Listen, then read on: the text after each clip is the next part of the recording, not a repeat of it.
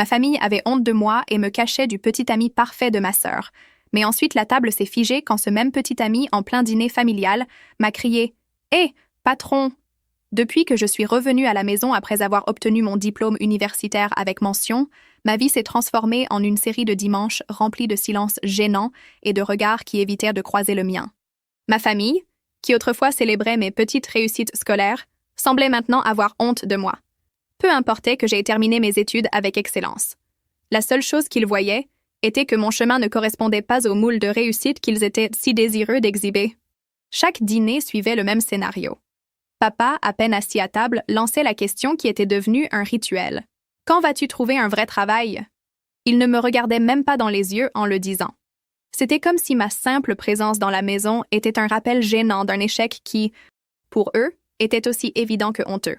« Ton cousin vient d'être promu associé junior dans son cabinet d'avocat, » disait papa avec fierté. « Ta sœur sort avec un type de la finance, et toi, tu continues à jouer à construire ton entreprise. » Il le disait avec ce ton moqueur qu'il réservait pour parler des choses enfantines, comme si j'étais un enfant pris dans un jeu de bureau. Je me souviens clairement du jour où j'ai obtenu mon premier contrat réel, 500 $ pour refaire le site web d'une boulangerie locale. J'ai descendu les escaliers en courant, mon ordinateur portable à la main, le cœur sur le point de sortir de ma poitrine. « Papa, maman, regardez !» J'ai annoncé avec un sourire qui tenait à peine sur mon visage. « Je viens de signer avec mon premier client payant. » J'ai fait glisser l'ordinateur portable sur la table, espérant voir dans leurs yeux la fierté que j'avais tant recherchée. Papa a à peine jeté un regard furtif à l'écran avant de détourner la conversation. « C'est joli, chérie. Tu savais que ton cousin Marc vient d'acheter une nouvelle BMW? 28 ans, et il conduit déjà une voiture de luxe. » Il m'a rendu mon ordinateur portable sans même lire ce que je lui montrais. Maman, en revanche, n'a même pas fait semblant d'être intéressée. Elle a rapidement changé de sujet. « Jennifer, raconte-nous plus sur Alex, ce garçon avec qui tu sors.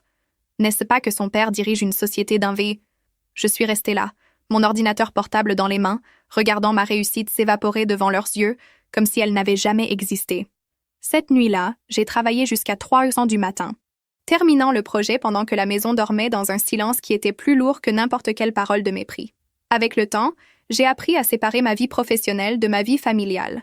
J'utilisais mon deuxième prénom dans le domaine professionnel, comme si je pouvais ainsi protéger une partie de moi-même. Mon entreprise grandissait, mais à la maison, je restais invisible. Ce n'était pas l'humilité qui me gardait silencieux. C'était l'épuisement pur. Essayer de prouver ta valeur à ceux qui ont déjà décidé que tu ne vaux rien, c'est comme porter un poids mort sur les épaules. Ça use, ça vide, ça consume. Ma sœur Jennifer avait commencé à sortir depuis 8 mois avec Alex, un jeune homme au costume cher et au sourire parfait, le stéréotype vivant du succès. « Alex m'emmène à la plage le mois prochain », annonçait-elle à chaque dîner, me lançant ensuite un regard chargé de supériorité. « Peut-être qu'un jour tu pourras aussi emmener quelqu'un en vacances ?» Chacun de ces mots était un petit coup de poignard. Chaque comparaison, une coupure de plus dans une blessure que je ne savais déjà plus comment refermer. Je me souviens qu'une fois, lors d'un barbecue familial, je me suis éloignée un moment pour gérer une urgence avec un serveur. 10 minutes au téléphone. Ils ont sauvé des heures de travail pour mes clients. Mais quand je suis revenue, mon oncle m'a accueilli avec un sourire moqueur. « Tu as fini de jouer aux jeux vidéo ?» Tout le monde a ri. Personne n'a demandé ce que je faisais réellement. Personne ne voulait savoir. Avec le temps, ils ont même commencé à m'exclure des réunions familiales importantes, celles auxquelles Alex assistait déjà. L'explication était simple et cruelle. « Nous ne voulons pas que tu gâches l'ambiance », ont-ils dit. Ma propre famille préférait m'effacer pour impressionner un inconnu qu'ils connaissaient à peine. Je garde encore le message que j'ai reçu avant le mariage de ma cousine. Nous n'avons de la place que pour 4 à notre table. Alex vient avec Jennifer. Peut-être la prochaine fois. Je l'ai lu encore et encore, sentant une partie de moi se briser un peu plus. J'avais refusé un voyage avec un ami d'enfance ce même week-end pour les accompagner. Au lieu de cela, j'ai passé la soirée seule à regarder sur Instagram les photos de leur bonheur sans moi. Cette nuit-là, quelque chose a changé en moi. Quelque chose de froid et tranchant s'est durci. Quand le jour de Thanksgiving est arrivé, ils n'ont pas pu me désinviter sans éveiller les soupçons. Mais ils m'ont mis en garde. « S'il te plaît, ne parle pas de ton petit truc en ligne », m'a dit maman au téléphone. Sa voix pleine de nervosité. « Alex va amener ses parents. Ce sont des personnes très accomplies. » Maman ne savait pas que mon petit truc en ligne employait déjà plus de 40 personnes. Elle ne savait pas que nous venions de conclure une importante levée de fonds. Elle ne savait pas que moi, le fils gênant, J'avais construit quelque chose qu'il ne s'était jamais donné la peine de demander. Ce matin-là, j'ai fermé l'onglet des vols de dernière minute que j'avais ouvert sur mon ordinateur portable et j'ai décidé d'y aller. Pas pour eux, pour moi. Ce qu'ils ne savaient pas, c'est que la vraie surprise de Thanksgiving était déjà assise à leur propre table. Le jour de Thanksgiving s'est levé froid sous un ciel gris qui semblait présager ce qui allait arriver. J'ai mis les meilleurs vêtements que j'avais. Une chemise simple bien repassée, un pantalon habillé que je portais rarement et des chaussures cirées qui avaient connu des jours meilleurs. Je me suis regardée dans le miroir avant de partir. Non pas pour ajuster mon apparence, mais pour me rappeler qui j'étais. Je n'étais pas l'échec qu'ils voyaient. Je n'étais pas le parent gênant qu'ils préféraient cacher. J'étais un homme qui avait construit quelque chose de réel de ses propres mains, même s'il ne le savait pas encore. Le trajet jusqu'à la maison familiale a semblé éternel. Chaque feu rouge, chaque coin de rue était une occasion de faire demi-tour et d'abandonner tout. Mais je ne l'ai pas fait. Chaque souvenir de mépris, d'invisibilité, de minimisation brûlait en moi, alimentant une étincelle de dignité qui refusait de s'éteindre. Quand je suis arrivée, les voitures de luxe étaient déjà garées devant la maison. La BMW flambant neuve de mon cousin, la Mercedes étincelante d'un oncle, et maintenant l'Audi flamboyante d'Alex. Chacune de ces voitures était un rappel silencieux de ce que ma famille considérait comme un succès. Je suis entrée dans la maison, et comme toujours, j'ai senti les regards furtifs, les salutations forcées, les sourires tendus qui n'atteignaient pas les yeux. Maman m'a accueillie à la porte avec un sourire crispé. Ses yeux m'ont rapidement parcouru, cherchant des défauts, cherchant quelque chose dont elle pourrait avoir honte. « Content que tu sois venu », a-t-elle dit. Mais son ton était plus un avertissement qu'un accueil. J'ai accroché mon manteau en silence, réprimant l'envie de dire quelque chose. L'arôme de dinde rôtie remplissait la maison, se mêlant au parfum coûteux et à l'anxiété contenue. Le salon était décoré avec soin. Des centres de table dorées, des bougies parfumées, des serviettes pliées de manière élaborée, tout disposé pour impressionner les parents d'Alex, et il était là, debout à côté de Jennifer, riant comme s'il appartenait à notre famille depuis toujours. Grand, bronzé, impeccablement habillé. Il semblait sortir d'une couverture de magazine. Jennifer était éblouissante à ses côtés, enveloppée dans une robe élégante. Le symbole parfait de la fille idéale. La promesse tenue. Quand ils m'ont vue, Alex a levé une main en un salut décontracté, rien qui ne trahisse ce qui était sur le point de se produire. J'ai répondu par un léger mouvement de tête, préférant rester en marge, invisible, comme il le préférait. Le dîner a commencé comme prévu. Des toasts à la famille, aux nouvelles réussites, aux bénédictions de l'année. Chaque mot était une aiguille qui s'enfonçait sous ma peau. Quand papa a fait un toast particulièrement long sur l'importance de construire des carrières réussies qui rendent les parents fiers, j'ai vu comment il évitait délibérément de me regarder.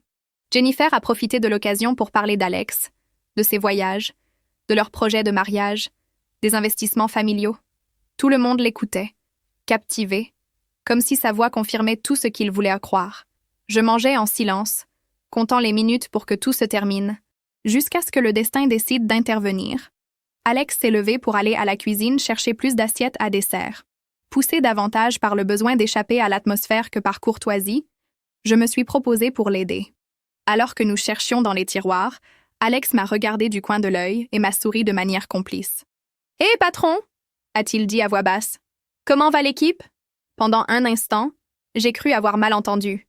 Je suis restée figée, une assiette à moitié sortie. « Quoi ?» ai-je demandé, sentant un nœud se former dans mon estomac. Alex a laissé échapper un petit rire léger, comme quelqu'un qui révèle un secret amusant. « L'équipe, mec, tu ne vas pas me présenter comme il se doit ?» Il a haussé les épaules. « J'utilise ton entreprise pour gérer mes images en ligne depuis presque 2 ans. Quand j'ai découvert qui tu étais, j'ai trouvé ça drôle. J'ai compris que tu préférais garder les choses séparées. Je respecte ça. Mais j'ai toujours trouvé étrange que ta famille ne soit pas fière de toi. » Le monde semblait vaciller sous mes pieds. Alex était client de mon entreprise, et pas n'importe quel client. C'était l'un de ceux qui avaient le plus contribué à notre croissance au cours de la dernière année. Je ne l'avais jamais su parce que, comme la plupart de nos utilisateurs, son identité était protégée par des protocoles de confidentialité. Nous sommes retournés à table. Je portais un secret qui pesait dans mes poches, un secret que je ne savais pas comment porter. Alex, cependant, semblait déterminé à le mettre en lumière. Quand le dessert est arrivé et que les toasts ont repris leur cours, c'est arrivé. Alex s'est levé, a levé son verre et avec un sourire a dit « Je propose un toast spécial ». Tout le monde l'a regardé avec expectative. À l'homme qui a rendu possible une grande partie de mon succès cette année, non seulement au niveau personnel, mais aussi professionnel. Un gars qui mérite beaucoup plus de reconnaissance qu'il n'en a reçu ce soir. Un applaudissement pour mon patron, a-t-il crié, me désignant directement. La salle entière est tombée dans un silence de plomb. Le silence qui a suivi le toast d'Alex était épais, presque solide. Je pouvais sentir chaque regard fixé sur moi, comme si soudain j'étais une figure complètement nouvelle devant eux. Les visages de mes parents se sont figés. Horreur, incrédulité et quelque chose de plus profond. Une peur à peine dissimulée.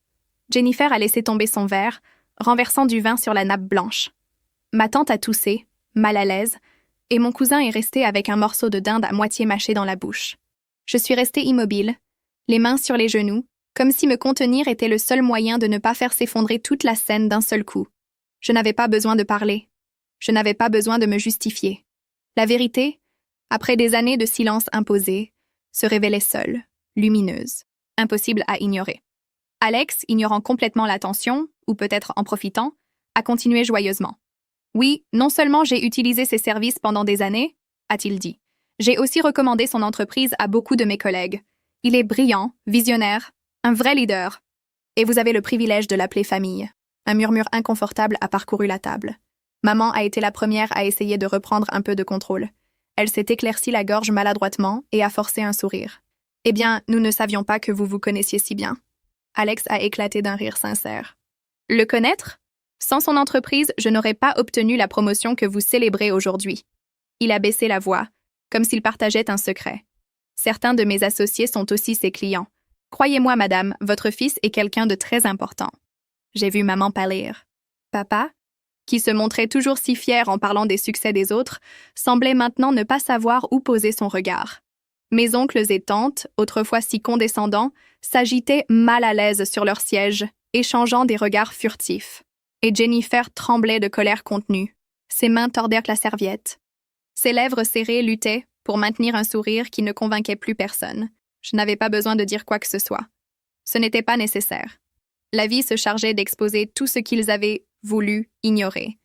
Jennifer, incapable de rester silencieuse, a laissé échapper entre ses dents un rire faux. Je suppose que chacun a son petit projet dans la vie. La phrase est tombée comme une pierre dans un lac. Même le murmure inconfortable s'est éteint. Alex a haussé un sourcil, surpris, et a tourné lentement la tête vers elle. Son sourire est devenu plus froid, plus tranchant. « Petit projet », a-t-il répété, savourant chaque syllabe. Je ne sais pas si j'appellerais petit projet une entreprise qui, selon mes collègues, est en train de conclure un contrat de plusieurs millions avec l'une des plus grandes entreprises du pays. Le coup était sec, définitif. J'aurais pu rire à ce moment-là. J'aurais pu me lever triomphalement, frappant la table avec les poings levés. Mais je ne l'ai pas fait. Ce n'était pas nécessaire. Chaque mot d'Alex était un marteau démolissant un par un les fondements pourris d'une façade que ma famille avait protégée avec tant de soin pendant des années. Les desserts sont restés abandonnés sur la table. Personne n'avait d'appétit. Certains se sont excusés pour aller aux toilettes. D'autres ont fait semblant de vérifier leur téléphone avec un intérêt soudain. Maman a murmuré quelque chose à propos d'apporter du café, sa voix à peine audible. Papa regardait fixement la bougie au centre de la table, comme hypnotisé par la petite flamme vacillante. Alors Alex s'est penché vers moi et m'a chuchoté d'une voix si basse que lui seul pouvait m'entendre. « Tu sais, j'ai toujours voulu travailler directement avec toi. Peut-être pourrions-nous en parler bientôt ?» J'ai mis quelques secondes à assimiler ce qu'il disait. Non seulement j'avais été reconnue publiquement, non seulement j'avais été revendiquée devant les yeux de ceux qui m'avaient le plus méprisée. Maintenant, en plus, une opportunité encore plus grande s'ouvrait devant moi. Et tout cela devant ceux qui, pendant des années, n'avaient vu qu'un obstacle dans mon existence. J'ai acquiescé avec sérénité, comme quelqu'un qui accepte une offre ordinaire. Mais à l'intérieur, mon cœur battait avec une force sauvage. « Bien sûr », ai-je répondu, ma voix si calme qu'on aurait dit que nous parlions de la météo. « Je suis disponible après le week-end. » Et c'est à ce moment précis que j'ai senti que tout changeait. Le pouvoir, cette force invisible qui avait été concentrée si longtemps dans leurs mains, glissait maintenant vers moi. Non pas parce que je le réclamais, non pas parce que je l'exigeais.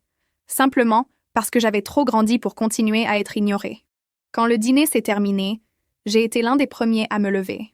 Je n'ai pas attendu les embrassades feintes, ni les adieux forcés. J'ai mis mon manteau, j'ai serré fermement la main d'Alex, et je suis sortie dans la nuit froide. L'air glacé m'a frappé le visage comme une gifle vivifiante. Ça ne faisait pas mal. Au contraire, je me sentais plus vivant que jamais. J'ai marché jusqu'à ma voiture. Pas la plus luxueuse de la rue, mais la mienne. Symbole de tout ce que j'avais construit à ma façon. Imparfaite, mais authentique. Je me suis assis au volant, j'ai démarré le moteur et, avant de partir, j'ai fermé les yeux. J'ai respiré profondément. Non pas pour l'humiliation que je laissais derrière moi, mais pour la promesse silencieuse du futur que j'avais commencé à construire. Un futur où je n'avais finalement plus besoin de l'approbation de quiconque pour me sentir suffisant. Cette nuit-là, en conduisant vers la maison, j'ai compris quelque chose.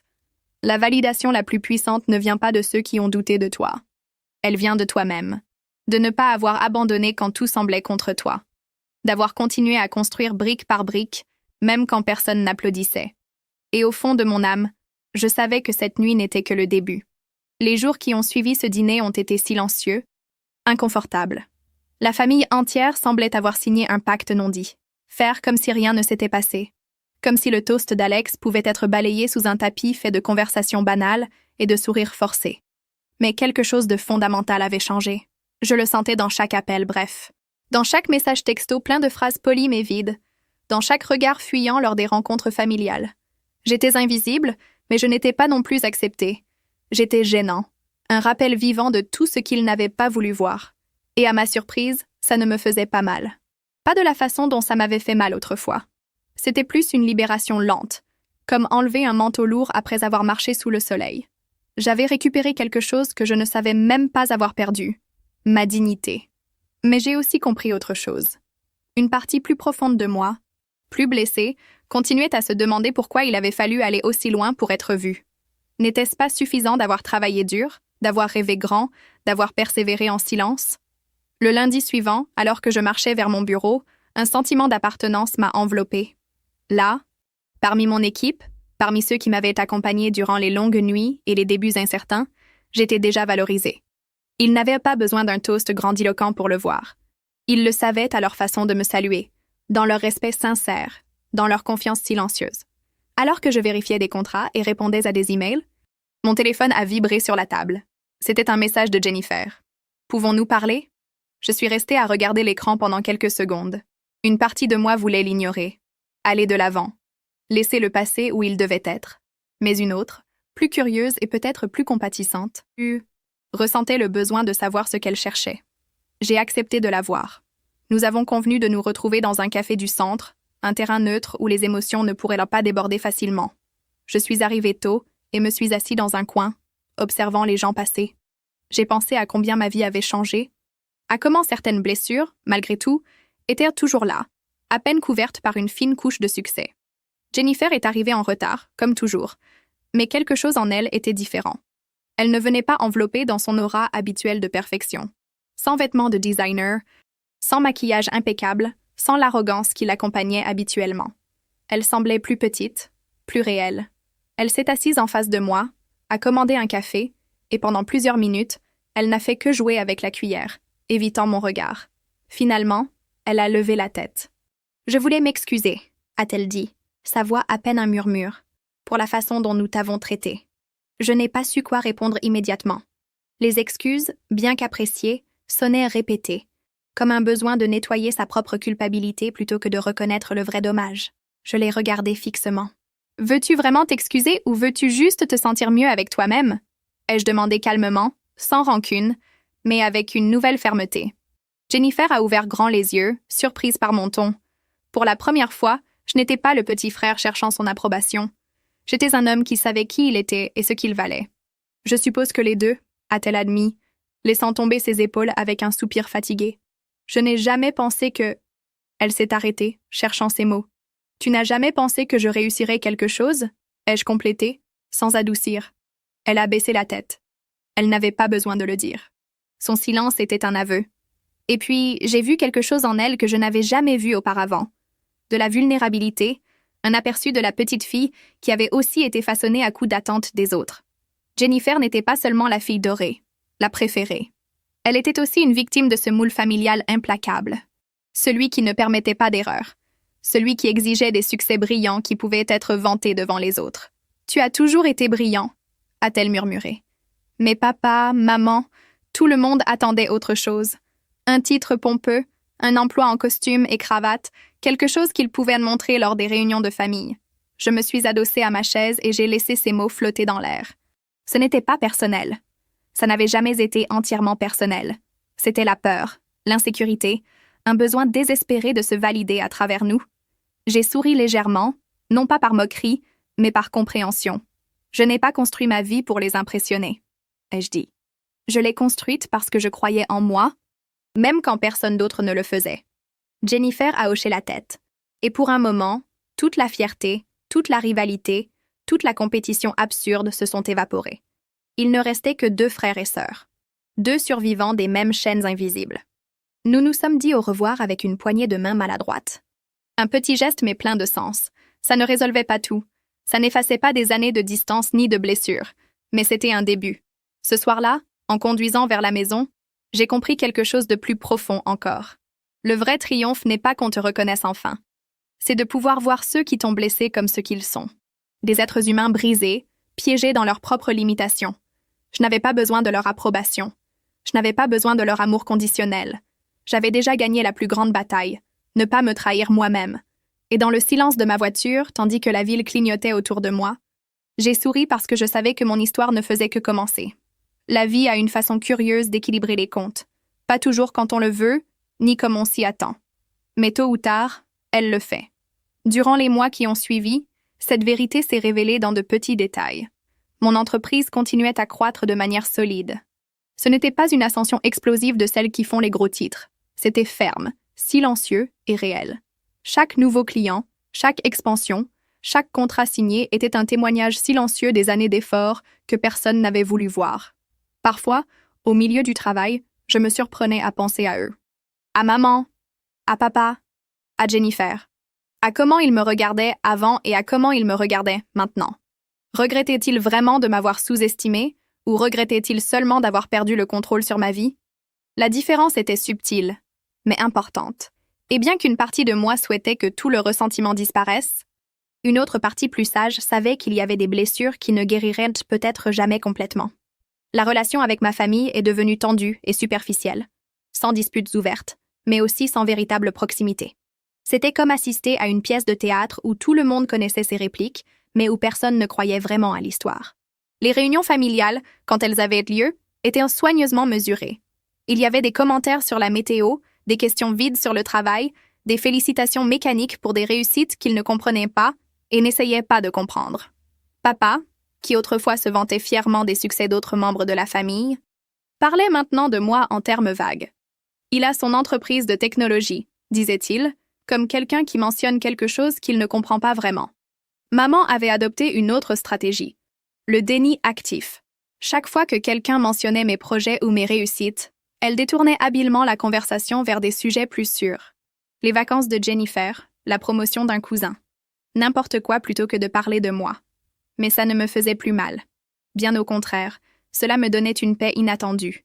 Je n'avais plus besoin de leur validation. Je ne cherchais plus leurs applaudissements. Ma validation venait d'ailleurs. Elle venait des clients qui me faisaient confiance, des employés qui construisaient leur avenir avec moi, des partenaires qui pariaient sur mes idées. Et surtout, elle venait de l'intérieur, de savoir que j'avais tenu bon, que j'avais persisté, que j'avais vaincu. Un après-midi de printemps, alors que je vérifiais des contrats au bureau, j'ai reçu un appel inattendu. C'était Alex. Son ton était détendu, comme toujours, mais il y avait une urgence sous-jacente dans sa voix. « Tu as un moment ?» a-t-il demandé. « Je veux te proposer quelque chose. » Nous avons convenu de nous voir cette même semaine dans son bureau. Quand je suis arrivée, il m'a accueilli avec un large sourire, une tasse de café à la main. L'environnement était élégant. Des murs de verre, des meubles minimalistes, des œuvres d'art discrètement coûteuses, tout conçu pour impressionner. Mais ces choses ne m'impressionnaient plus. J'avais appris que la vraie valeur ne se mesure pas aux bureaux luxueux, ni aux voitures haut de gamme. Elle se mesure aux principes, au caractère, à la capacité de construire quelque chose d'authentique. Nous nous sommes assis face à face et, sans détour, Alex a exposé sa proposition. « Je veux que tu envisages une alliance stratégique », a-t-il dit. « Ma société est intéressée à investir dans ton entreprise. Pas pour la contrôler, pas pour la changer, mais pour la propulser. » Je suis resté silencieux, traitant ses paroles. C'était une énorme opportunité. Accès au capital, réseau de contacts, nouveaux marchés. Mais cela signifiait aussi ouvrir des portes, s'exposer davantage.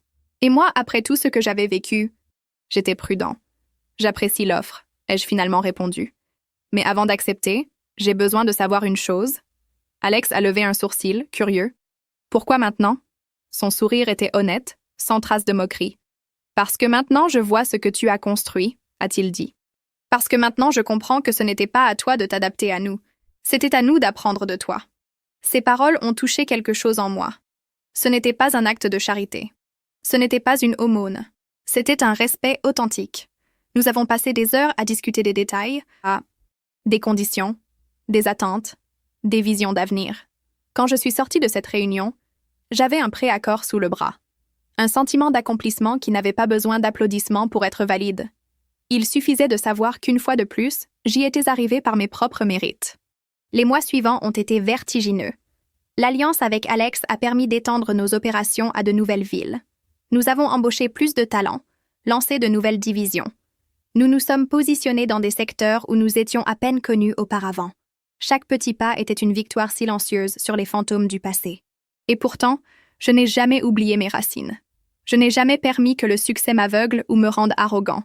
Je me souvenais bien des dîners du dimanche, des regards fuyants, des mots blessants.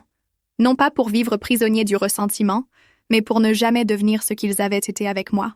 Pour toujours savoir ce que je valais, même quand personne d'autre ne le voyait.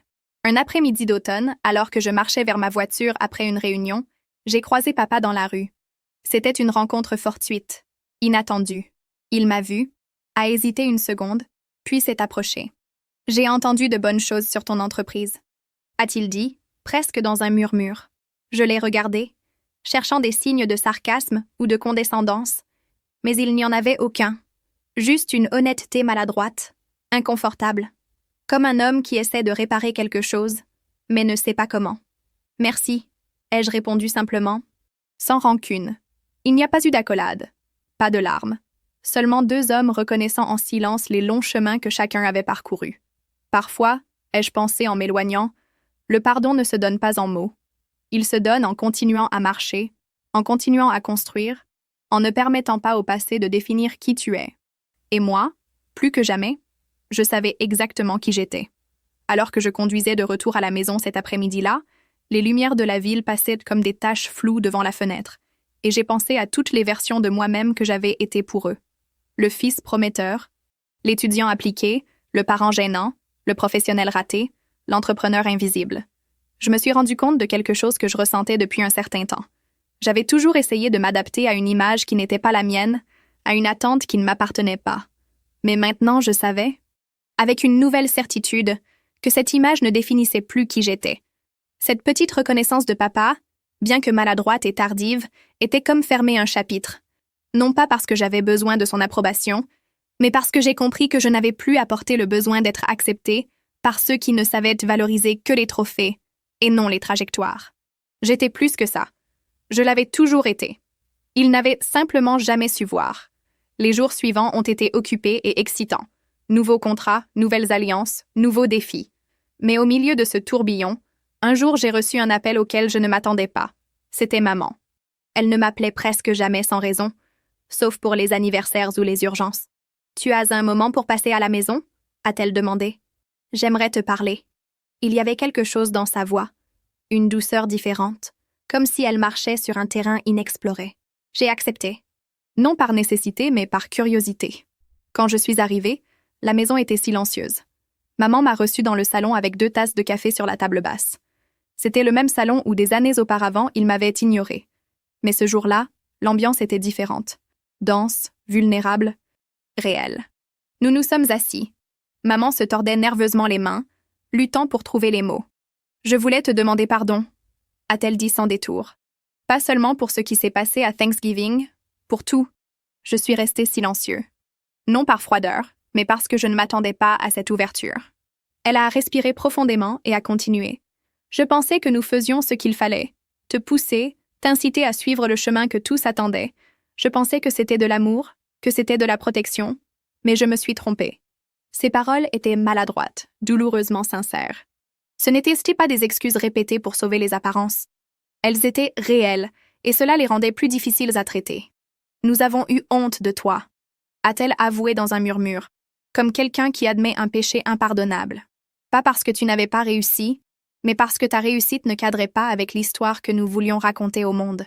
Ça m'a fait mal d'entendre ça. Bien que je le sache déjà, bien que je l'ai ressenti dans chaque regard fuyant, dans chaque conversation inconfortable. Maman a baissé la voix encore plus.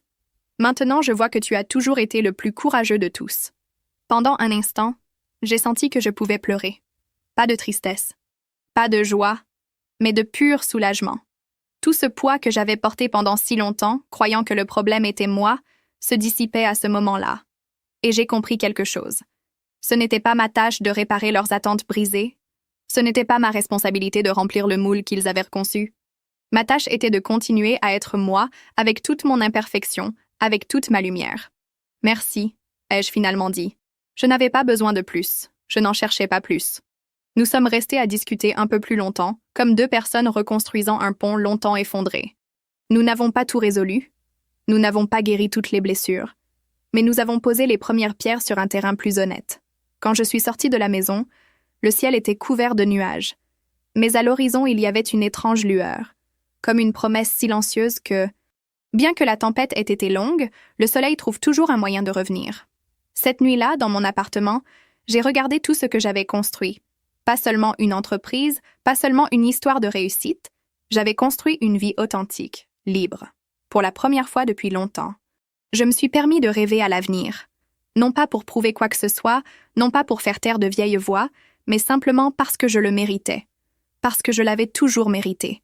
Et bien que je ne sache pas exactement ce qui viendrait ensuite, je savais une chose avec une certitude totale. J'y ferais face debout, la tête haute. Parce que maintenant je connaissais une vérité inébranlable. Qui tu es ne dépend pas de qui te reconnaît. Cela dépend de qui tu décides d'être quand personne ne te regarde. Et enfin, je me voyais clairement. Les mois qui ont suivi cette conversation avec maman ont été un mélange de calme et de renaissance. La vie me donnait enfin l'espace pour construire sans regarder en arrière, sans chercher l'approbation, sans mendier la reconnaissance.